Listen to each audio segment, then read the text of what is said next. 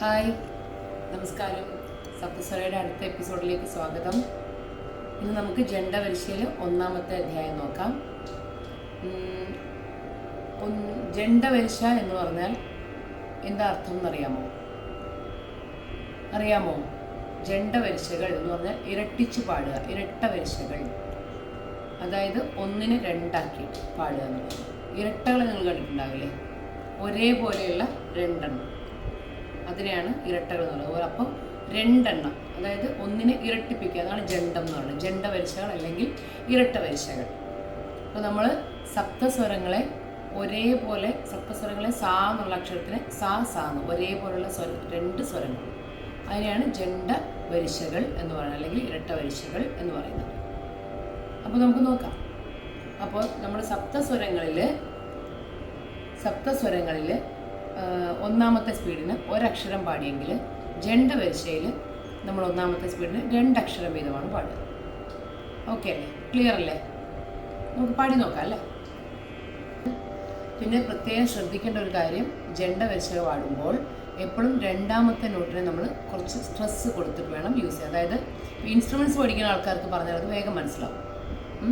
സാ സാ രീ രീ ഗ ഗ ഇങ്ങനെ സെക്കൻഡ് നോട്ടിനെ കുറച്ച് ബലം കൊടുത്തിട്ട് പറയണം. അപ്പോഴാണ് ആ ജണ്ടവരിശ പാടുമ്പോഴുള്ള ഭംഗി നമുക്കറിയുള്ളൂ. ഓക്കെ അല്ലേ? ഇനി നമുക്ക് പാടുമ്പോൾ നോക്കാം.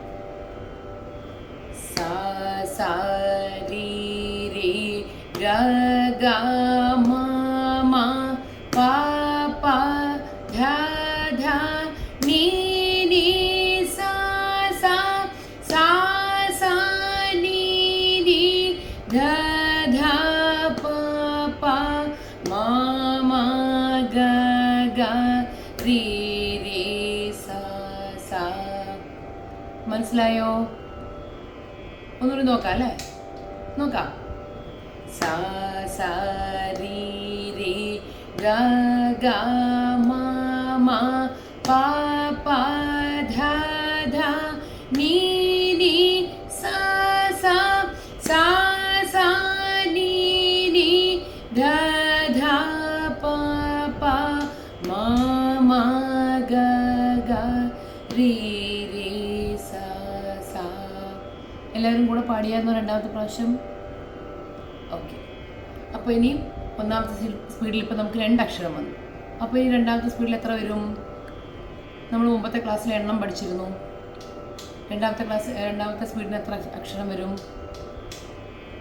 ഒരടിയിൽ രണ്ടിൻ്റെ ഇരട്ടി എത്ര വരും? അതന്നെ, 4 അക്ഷരം വരും. ഓക്കെ അല്ലേ? അപ്പോൾ നമുക്ക് രണ്ടാമത്തെ സ്പീഡിലേക്ക് പോകാം. സാ സാ രീ രീ ഗ ഗ മ മ പ പ ധ ധ നീ നീ സാ സാ സാ സാ നീ നീ ധ ധ പ പ മ മ ഗ ഗ രീ രീ സാ സാ സാ സാ രീ രീ ഗ ഗ മ മ പ പ ധ ധ നീ നീ സാ സാ സാ സാ നീ നീ ധ ധ പ പ മ മ ഗ ഗ രീ രീ സ സ. ക്ലിയർ ആയോ? സെക്കൻഡ് സ്പീഡ് രണ്ടാമത് റിപ്പീറ്റ് ചെയ്തപ്പോൾ എല്ലാവരും കൂടെ പാടിയിട്ടുണ്ടാവും എന്ന് വിചാരിക്കുന്നു. നമുക്കിനി മൂന്നാമത്തെ സ്പീഡിലേക്ക് പോകാം അല്ലേ? അപ്പോൾ മൂന്നാമത്തെ സ്പീഡിന് ഒരടിയിൽ എത്ര അക്ഷരം വരും? രണ്ടാമത്തെ സ്പീഡിന് 4 അക്ഷരം വരും.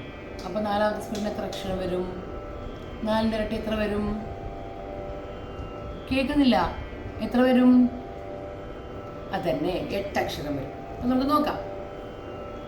സ സ രീ രീ ഗ ഗ മ മ പ പ ധ ധ നീ നീ സ സ സാ സാ നീ രീ ധ ധ പ പ മ മ ഗ ഗ രീ രീ സ സ. ഇപ്പം എവിടെ വന്ന് നിന്നു നോക്കൂ. നമ്മൾ താളം ഹാഫ് ആയിട്ടുള്ളൂ, ഒരു റൗണ്ട് കംപ്ലീറ്റ് ആയി. അപ്പോൾ എന്ത് ചെയ്യണം? ഒരു റൗണ്ട് കൂടി നമ്മൾ കംപ്ലീറ്റ് ചെയ്യണം. അപ്പോഴേ ഒരു താളം പൂർത്തിയാവുള്ളൂ. ബാക്കി പാടാം. സ സ രീ രീ ഗ ഗ മ മ പ പ ധ ധ നീ നീ സ സ സാ സാ നീ രീ ധ ധ പ പ മ മ ഗ ഗ രീ രീ സ സ. ക്ലിയർ ആയോ? ആയല്ലോ അല്ലേ? Very good. അപ്പോൾ ഇത് വെച്ച് പ്രാക്ടീസ് ചെയ്യുക. അടുത്ത ക്ലാസ്സിലേക്ക് ഇത് ക്ലിയറായിട്ട് പഠിച്ചിട്ട് വരിക. അപ്പോൾ നമുക്ക് ജണ്ടവരിശ 2 അന്ന് നോക്കാം. ഓക്കെ അല്ലേ? ബാക്കി എന്തെങ്കിലും ഡൗട്ട് ഉണ്ടെങ്കിൽ എല്ലാവർക്കും കമൻറ്റ് ബോക്സിൽ ചോദിക്കാവുന്നതാണ്. നമ്പർ വേണമെങ്കിൽ ചോദിച്ചാൽ നമുക്ക് വാട്സപ്പിൽ നേരിട്ടോ എങ്ങനെയാണെങ്കിലും ഡൗട്ട്സ് നമുക്ക് ക്ലിയർ ചെയ്യാം. ഇതിലിപ്പോൾ എന്തെങ്കിലും ഡൗട്ട് ഉണ്ടോ? ഇല്ല അല്ലേ? ഇനി പഴയ ക്ലാസ്സിൽ താളത്തിനെ പറ്റി എടുത്ത ക്ലാസ്സിലൊന്ന് കേട്ടാൽ ഇതിൻ്റെ എണ്ണം എങ്ങനെയാണെന്നുള്ളത് ക്ലിയർ ആക്കാൻ പറ്റും. പിന്നെ ഇതിന് സ്പീഡ് ചേഞ്ച് പറ്റും, അതായത് കുറച്ചും കൂടി സ്പീഡ് കൂട്ടി പാടുന്നതൊക്കെ നിങ്ങളുടെ പ്രാക്ടീസും നിങ്ങളുടെ ടാലൻറ്റും പോലെ ഇരിക്കും.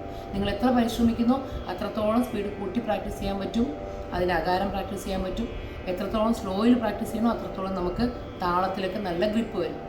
ആദ്യം സ്ലോ ഉറപ്പിക്കുക, അതിനുശേഷം സ്പീഡ് പാടി തൊണ്ടയിൽ നല്ല രീതിയിൽ അക്ഷരാകാരവും അക്ഷരത്തിൻ്റെ ഒരു ബലവും ഒക്കെ നിങ്ങൾ പ്രാക്ടീസ് ചെയ്യുന്നതനുസരിച്ച് മാത്രമേ അത് നിങ്ങൾക്ക് ലഭിക്കുകയുള്ളൂ.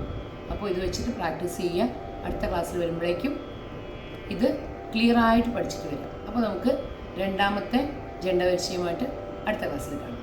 ഓക്കെ, അതുവരെ ബൈ.